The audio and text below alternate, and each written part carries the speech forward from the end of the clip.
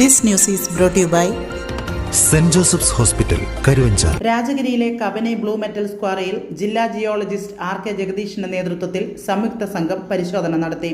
കഴിഞ്ഞ മാർച്ച് 23-ന് ക്വാറിയിൽ നിന്നും കൂറ്റൻ കല്ല് ഉരുണ്ടു വീണതിനെ തുടർന്ന് രാജഗിരി റോഡിലെ ഗതാഗതം തടസ്സപ്പെട്ട പശ്ചാത്തലത്തിൽ അപകടാവസ്ഥയിലുള്ള പാറക്കല്ലുകൾ 40 ദിവസത്തിനുള്ളിൽ നീക്കം ചെയ്യണമെന്ന ജില്ലാ കളക്ടറുടെ ഉത്തരവിനെ തുടർന്നായിരുന്നു സന്ദർശനം.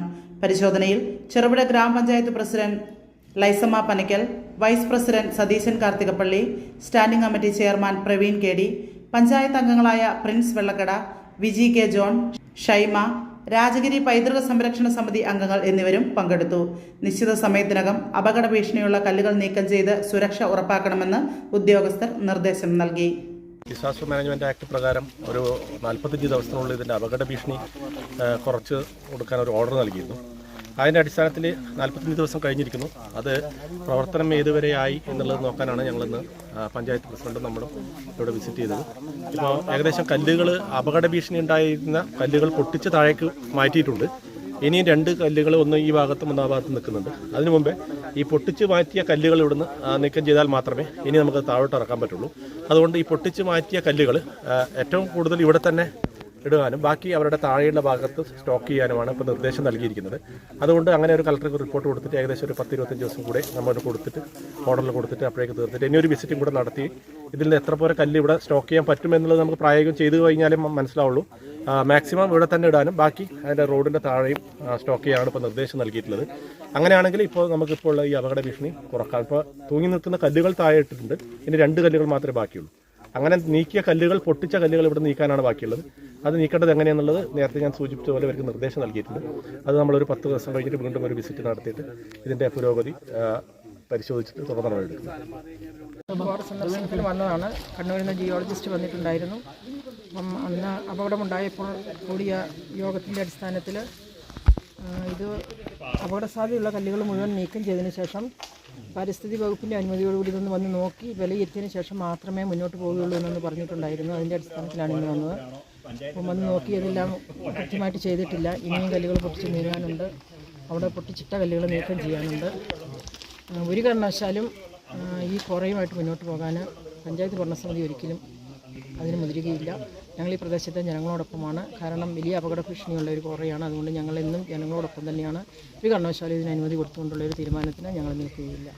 Kabani blue metals private limited എന്ന കമ്പനി ഈ ജോസിഗിരി ക്വാറിയിൽ പഞ്ചായത്തിൽ ലൈസൻസ് റിന്യൂവലിനുള്ള അപേക്ഷ ഏകദേശം ഒരു 2 മാസത്തിന് മുമ്പായിട്ട് വെച്ചിരുന്നു. അപ്പോൾ ഈ പ്രദേശത്ത് നിരവധിയായ പാരിസ്ഥിതിക പ്രശ്നങ്ങളും അതുപോലെ നാട്ടുകാരുടെ പരാതിയും നിരവധിയായ പ്രശ്നങ്ങൾ ഉടലെടുത്തത് മൂലം പഞ്ചായത്ത് ഭരണസമിതി അടിയന്തരമായിട്ട് യോഗം ചേരുകയും അതിൻ്റെ നിയമവശമെല്ലാം പഠിച്ചുകൊണ്ട് അതിൻ്റെ വിശദാംശമായ പഠന റിപ്പോർട്ടെല്ലാം പഠിച്ചതിന് ശേഷം പഞ്ചായത്ത് അതിന് സ്റ്റോപ്പമ്മ പഞ്ചായത്ത് ഭരണസമിതി കൊടുത്തിരുന്നു.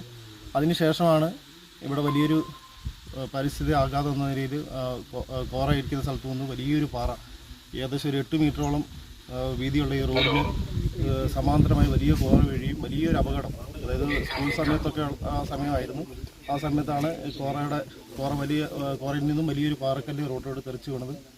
തലനാരിഴയ്ക്ക് വലിയൊരു അപകടം ഒഴിവായ സമയത്താണ് പഞ്ചായത്ത് വീണ്ടും ആ വിഷയത്തിൽ ഇടപെട്ടുകൊണ്ട് കളക്ടർക്കും അതുപോലെ ജിയോളജി വകുപ്പിനും എല്ലാം വിവിധങ്ങളായ 7 ഡിപ്പാർട്ട്മെൻറ്റുകൾ പഞ്ചായത്ത് അടിയന്തരമായി ഇപ്പം കൊടുത്തിരിക്കുന്ന NOCകളെല്ലാം റദ്ദാക്കണമെന്ന് കളക്ടർ അടക്കം അപേക്ഷ കൊടുത്തിരുന്നു. അതിൻ്റെ അടിസ്ഥാനത്തിൽ ജില്ലാ കളക്ടർ ജിയോളജി വകുപ്പിന് പ്രസ്തുത സ്ഥലം സന്ദർശിച്ച് അടിയന്തരമായ റിപ്പോർട്ട് നൽകാൻ ആവശ്യപ്പെട്ടിരുന്നു.